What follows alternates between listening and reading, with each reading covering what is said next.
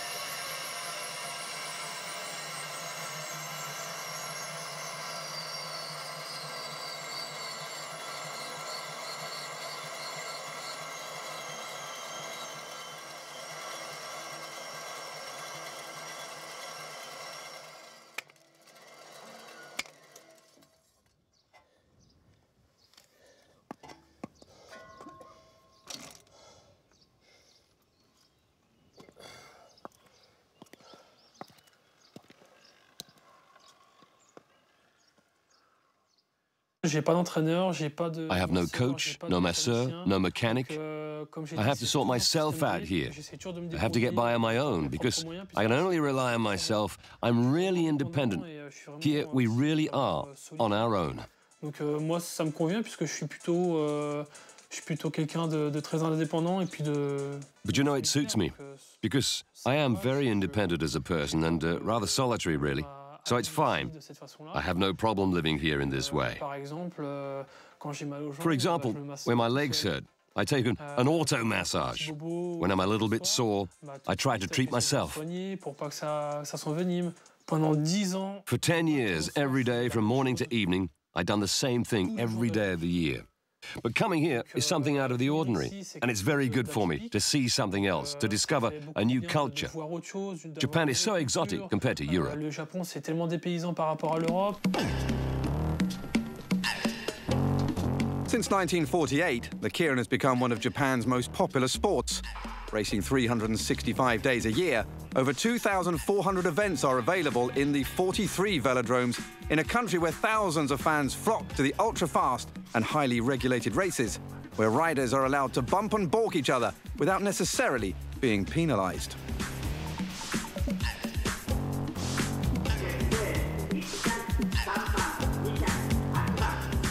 Le Keirin japonais, c'est 9 coureurs. The Keirin of Japan is like this, 9 riders per race. We're spread across the track on the same line.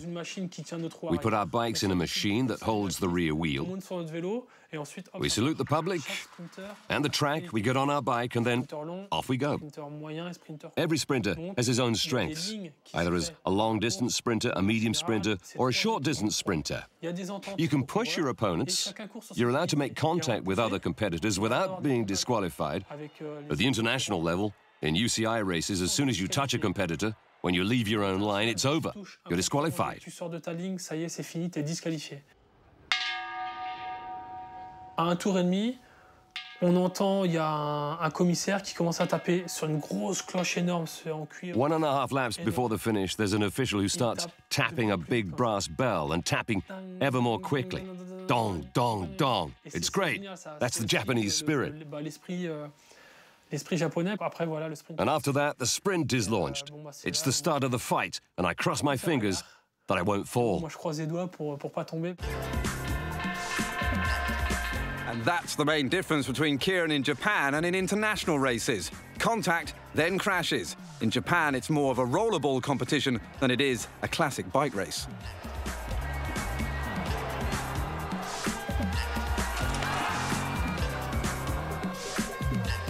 Here in Japan, the Keirin's considered a job, not a sport. So a Japanese rider has to spend 10 months at the school of Keirin.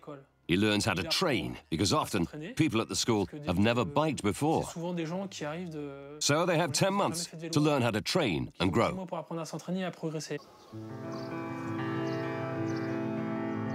However, before hoping to prove themselves in a race, all future riders must go through a strict schooling, where they have to learn to become respected cyclists and also respectable citizens. Even the foreigners like Pervis need to go through it.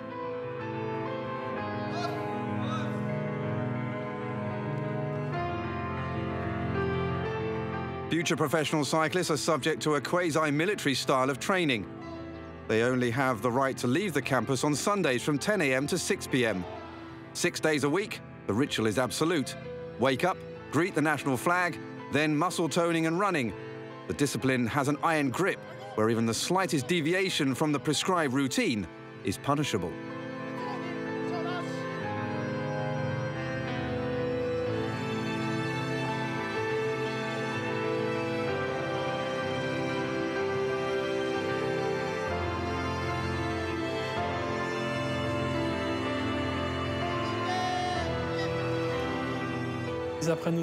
They learn physiotherapy a little bit, and they also have lessons in mechanics, because you have to know how to cope with the bike alone at a mechanical level. And they also learn the rules of the velodrome, because there are lots of rules, the rules on the track and off it. When I came to Japan for the first time, or even if you come to Japan every year, you have to attend the Keirin school. It's mandatory. My first year, obviously, was a discovery. But for me, it was only 15 days. I did a little bit of mechanics. I had to take my bike apart completely and reassemble it within a time limit. Each hand has to be put in a very specific place to take apart each piece of the bike. Well, for me, it seems a bit too much, really, but this is the Japanese discipline. They want it that way. It's in their rules, and I respect that.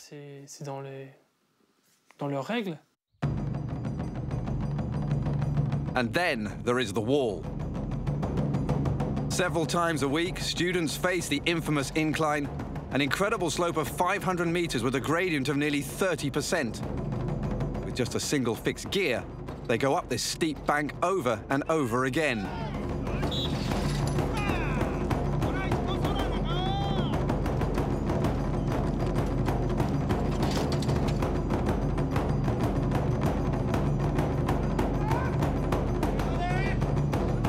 The last few meters so tough and painful that they're almost forced to get off and walk.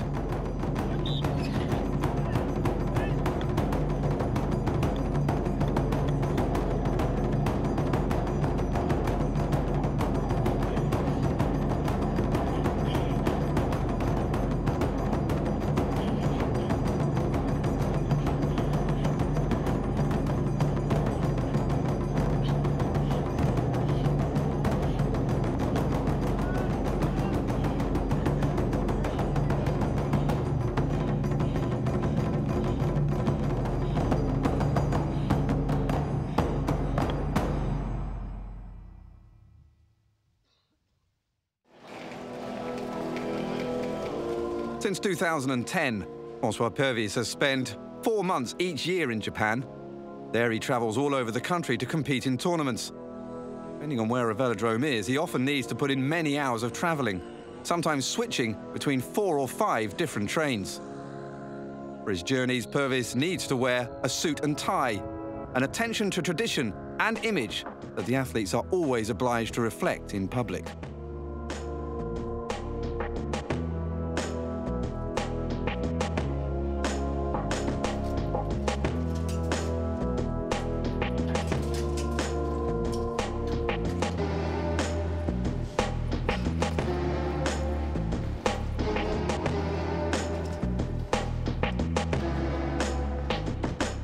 Quand je pars de chez moi, The eve of the first round is what they call the Zenken Day. It's the day when I leave my house to go to the velodrome, the Zenken Day.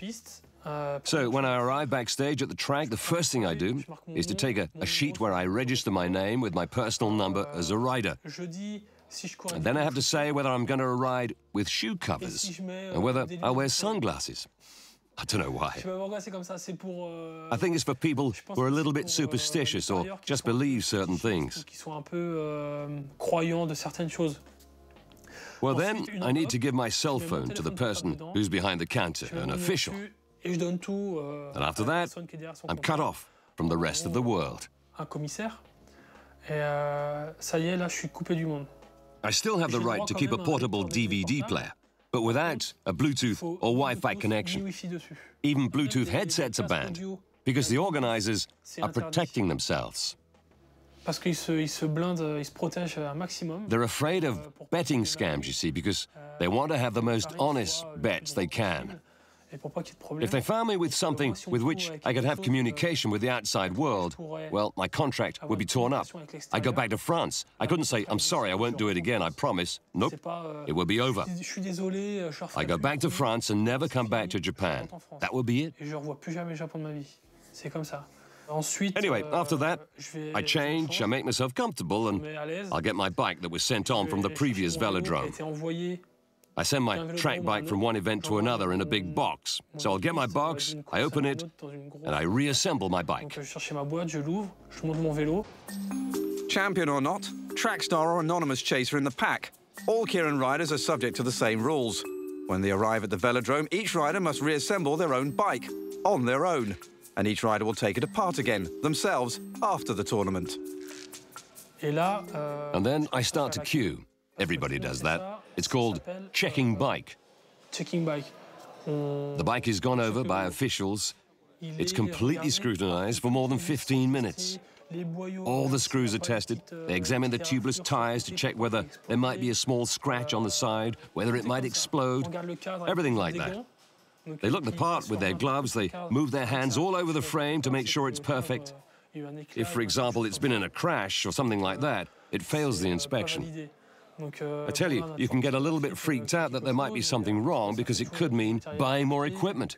So if you can avoid that, it's better. So you queue, the bike passes through the hands of the commissioners, the mechanics, and then comes the confirmation that the bike is ready for the races.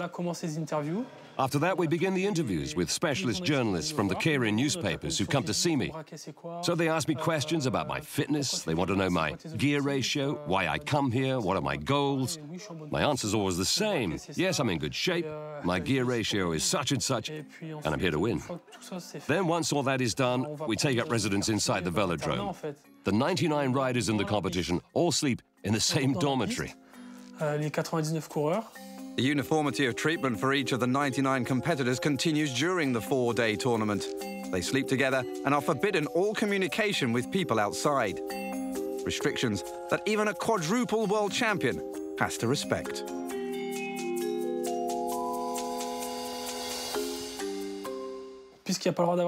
As we have no right to have any communication with the outside world, the windows are blurred, they're opaque, so that you can't gesture to somebody on the outside. In some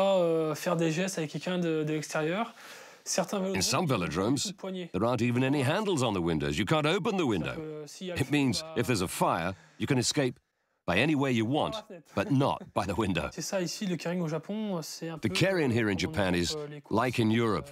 the shared betting or tote betting with horses. People bet on us, they make money or they lose. That's the game. And we, as riders, are like horses, just the same, really. But we're not entitled to communicate with the outside, and particularly not with gamblers. On n'a vraiment pas le droit de communiquer avec les parieurs.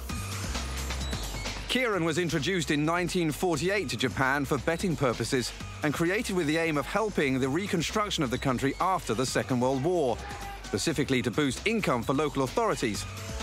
Indeed, betting was permitted from the very beginning, the proceeds of which are still distributed amongst bet winners, with grants going to medical or cultural organizations.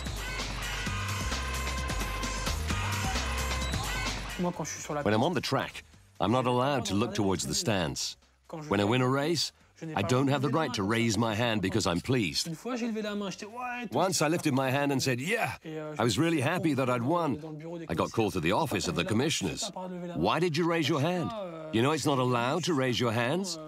Well, I don't know. I won. I'm really happy, I said. I'm in Japan. It's very difficult to win a single Keirin race here. I don't win all the time. It's super hard. And it was also to thank all the fans screaming my name, so I'm sorry.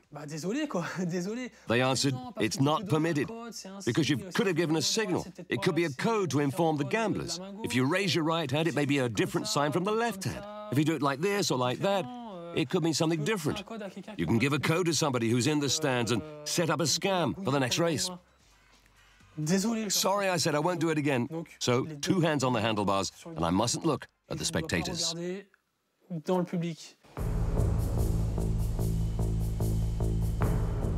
During the tournament, there are 3 rounds: a quarter-final, a semi-final, and a final. Each rider races 3 times, culminating in 3 graded finals that establish the final ranking.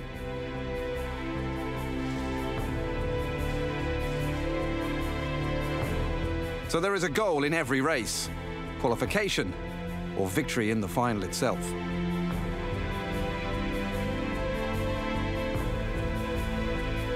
However, such are the dangers that in any race, at any moment, a rider's season can be ended in a crash with serious injury.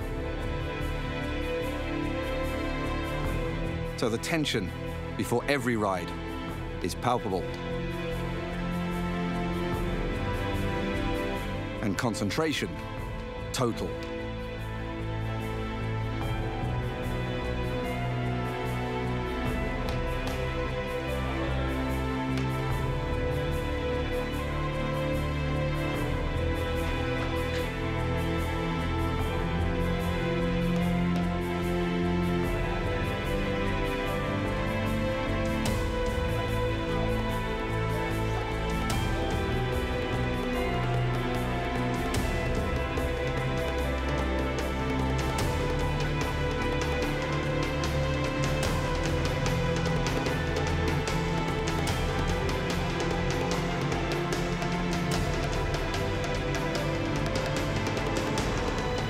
During this tournament in Omiya, François easily wins the qualifying race for the semi-final. It's raining, and Pervis in the black jersey again crushes his opponents, distancing them by several lengths.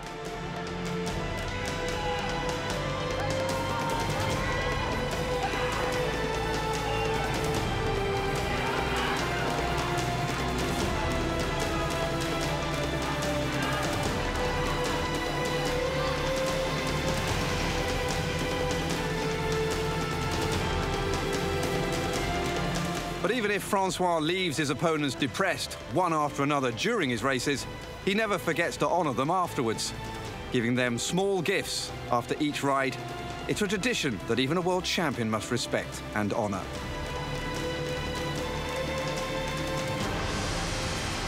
The colours of the jersey each rider must wear are selected at random before each race.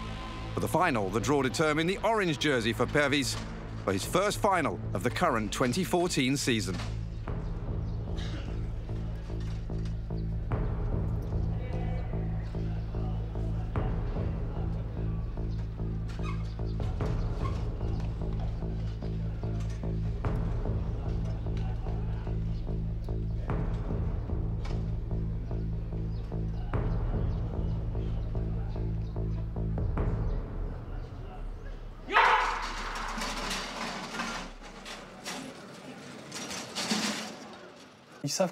They know that foreign riders are physically very strong, and we're really the men to beat, so they expect one thing, that I'm going to make a move.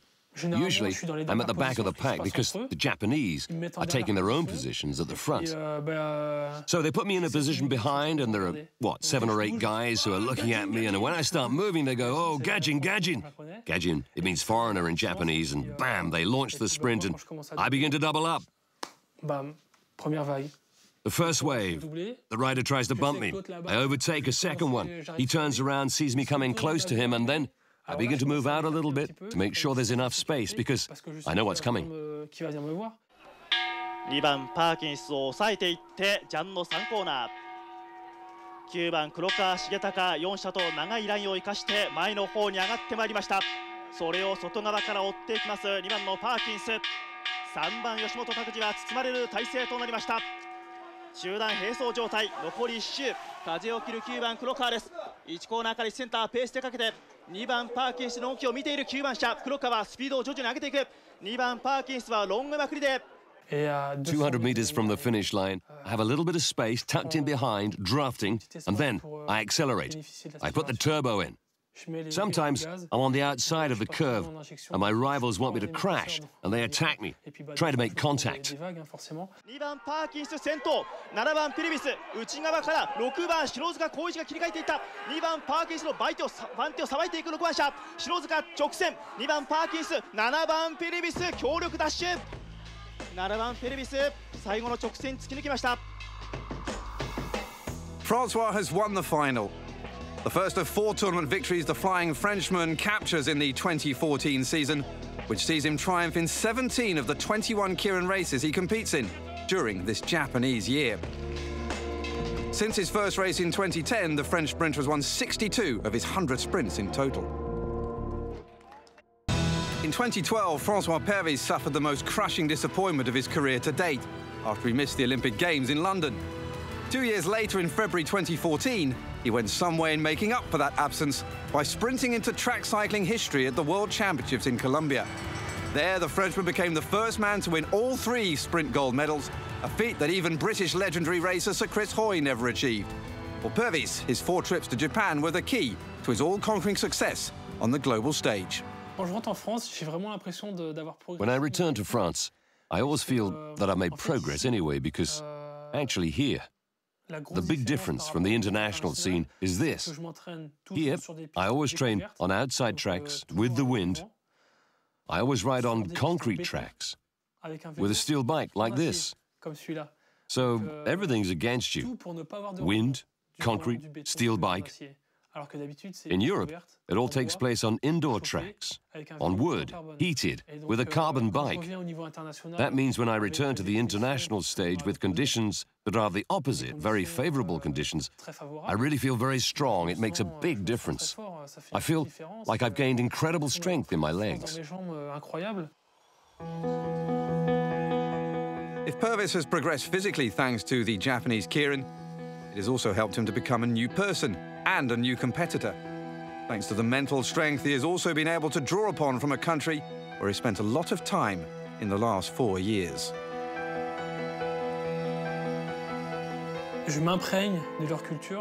I've immersed myself in their culture, and I embrace their dignity and humility, because with all that's happened to them, all the drama over the years, and it's not over, unfortunately for them, they never complain. They're proud, dignified people, right down to their boots. I've never heard a complaint after all that happened, for example, at Fukushima. I came here in 2010 before Fukushima, and I got to know the country. In 2011, I couldn't come because of Fukushima. So I came back in 2012, and I've seen attitudes change, but I've never seen anyone complain. Never. In 2010, I met a friend, a Japanese rider. He was living in Fukushima, and he moved here, where I'm living now, close to the Keirin school. And I've never heard him complain, and yet his life changed completely. His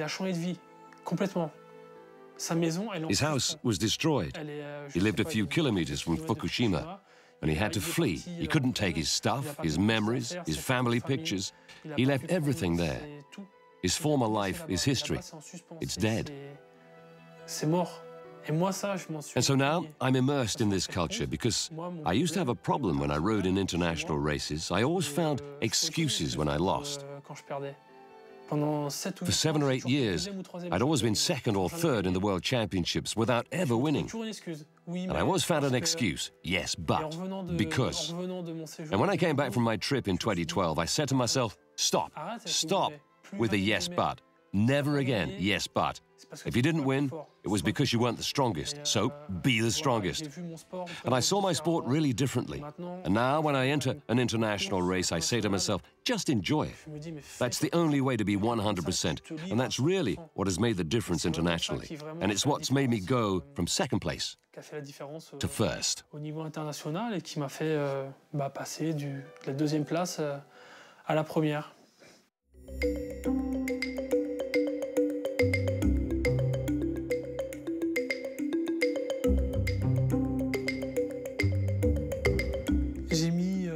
I waited 12 years to get that rainbow jersey. I'm so proud, because it took 12 long years. I broke my collarbone twice. I broke my back. I've been in plaster 3 or 4 times from hip to neck for 2 months at a time. That's so hard mentally. But I thought to myself, don't give up. It'll pay off one day. It will pay off. You're going to continue to progress. You'll continue to gain power. And I always had this rainbow jersey in the corner of my spirit. Because in France, every year there are world champions. Unfortunately, it was never me. But after my trips to Japan, it really helped me a lot, and mentally. I was totally transformed. And I saw the world championships differently. I said to myself, go ahead. You've got nothing to lose.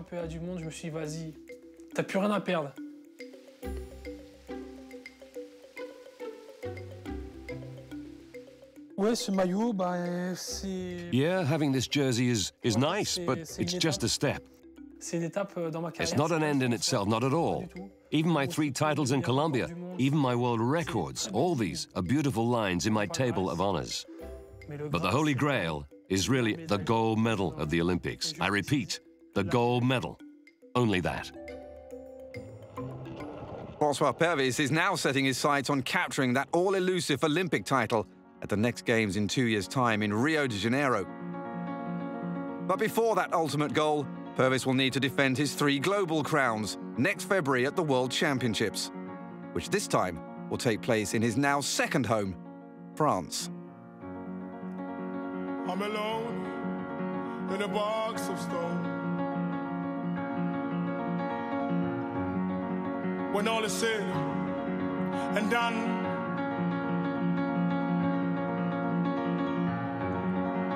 as the wind blows to the east from the west,